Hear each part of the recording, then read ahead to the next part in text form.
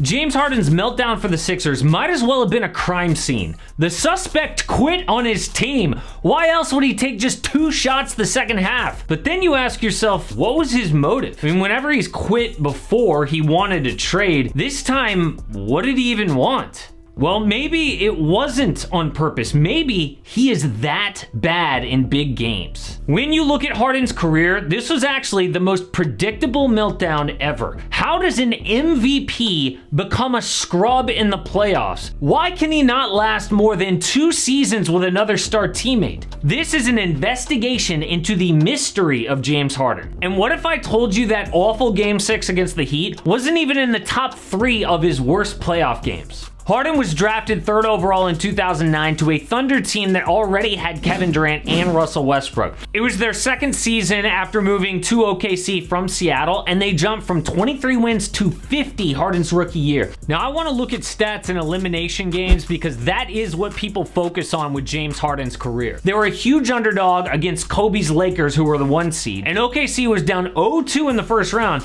until a rookie Harden dropped 18 off the bench for their first playoff win in OKC. Against the Lakers in 2010, he was 1 for 3. He was a rookie bench player, no big deal. In 2011, Harden was still a bench player, but he broke out in the postseason.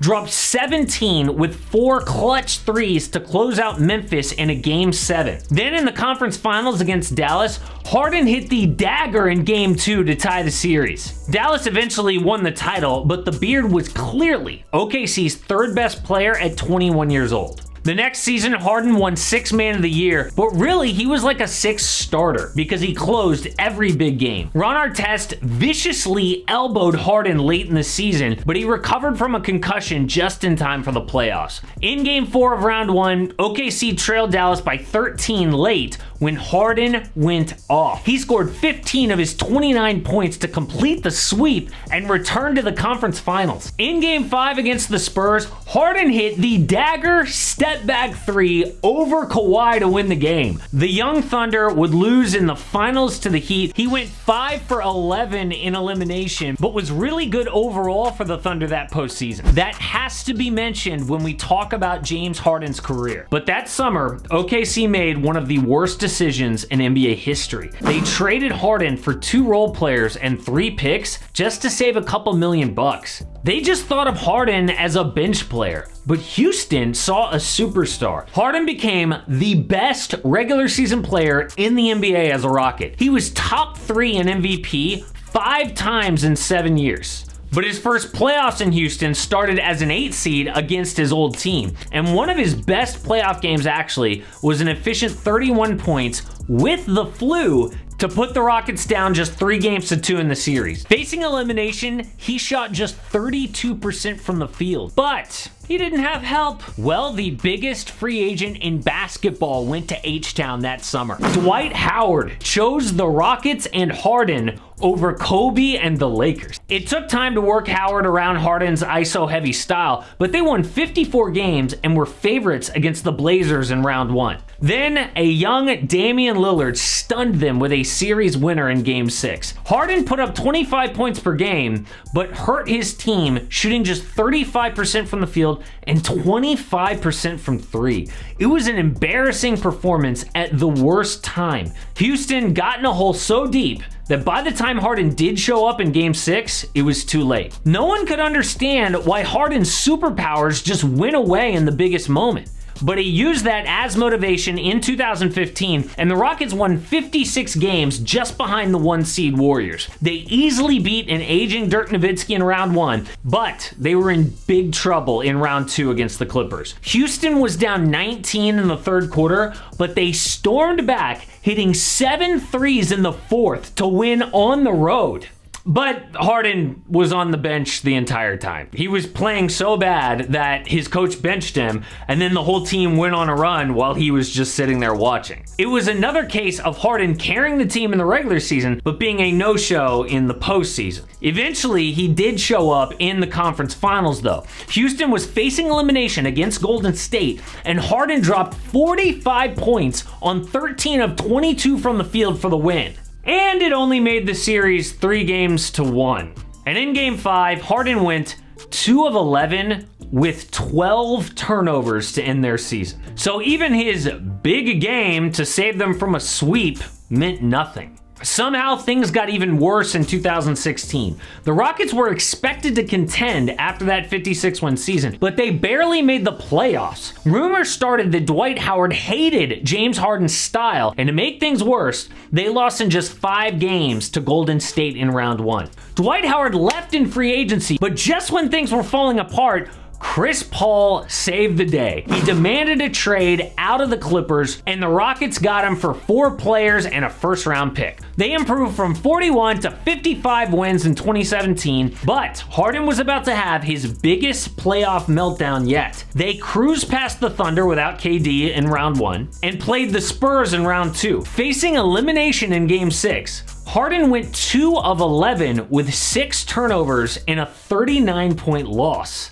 And also, the Spurs didn't have Kawhi or Tony Parker. That was a legendary performance for all the wrong reasons. Harden's most embarrassing moment actually fueled his best regular season. He won MVP in 2018, averaging 30 and 9 assists on a 65-win Rockets.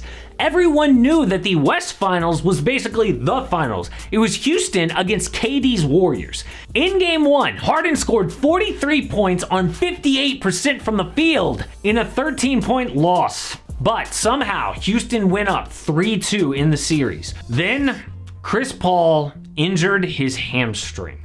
A gigantic blow to Houston, obviously, but they were up 3-2. They had the league MVP and 2 chances to win 1 game. Harden dropped 32 in a Game 6 loss, but Game 7 was at home. Harden was having a horrible game from downtown, but he had a chance to pull within 4 late in the 4th quarter when he bricked a 3.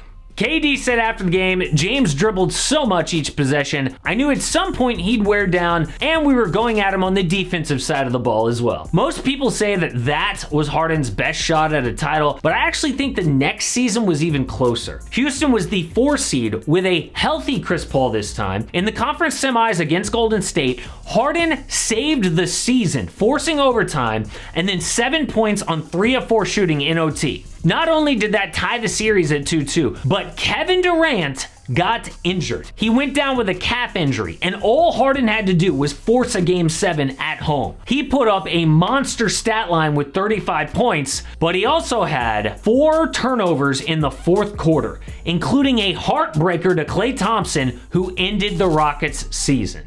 CP3 and Harden were screaming at each other on the bench, but that was about more than just a frustrating loss. Harden demanded that the front office trade Chris Paul, so they dealt him with 4 first-round picks for Russell Westbrook. What happened next isn't technically Harden's fault. Russ got injured, and they were no match for the Lakers in the bubble. But the Westbrook trade forced Houston to deal Clint Capella, who also couldn't shoot, which played into the hands of the Lakers, who could play small with Anthony Davis. Also, Chris Paul was not washed. Obviously, we know what he did with OKC and now the Phoenix Suns. A game-winning block in Game 7, despite being awful offensively. Against the Lakers, he shot above 50%, but had a negative 29 plus-minus. Harden could see that Houston was done, so he joined KD in Brooklyn to start 2021. I would call his time there incomplete, because he played through a legit hamstring injury in that Game 7 loss to the Bucks. That was not the case in Philly, though. Joel Embiid said that he's not the Houston Harden anymore, but actually, he is. The Beard has been blowing big games ever since he got to H-Town. The stats show in almost every big game of his career, Harden is not the same player as the regular season. But after 13 seasons, there is no question if a team depends on James Harden, they will end up disappointed. When Harden said he felt no pressure before the playoffs this year, it was a gigantic red flag. Imagine what a guy with his skill could have done if he had an MJ or Kobe level desire to win. One guy who does have a killer instinct is Ja Morant, but after his 3rd season, I saw something that is really troubling. The good news is I think it is fixable, but I made a video about the one big problem with Ja Morant. Check it out.